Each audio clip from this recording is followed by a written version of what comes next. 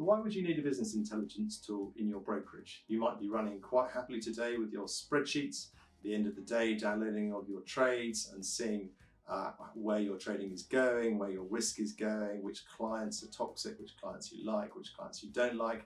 But that's the end of the day, and that's too late. You're driving in the rearview mirror.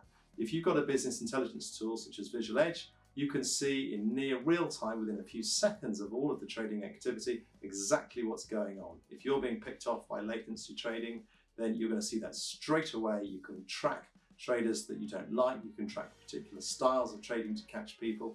There's a whole host of rules, and it's all pre-populated in tabs running in a web browser to start operating for you straight away. So if you don't think you need a business intelligence tool, have a look at Visual Edge, and I guarantee you will need it.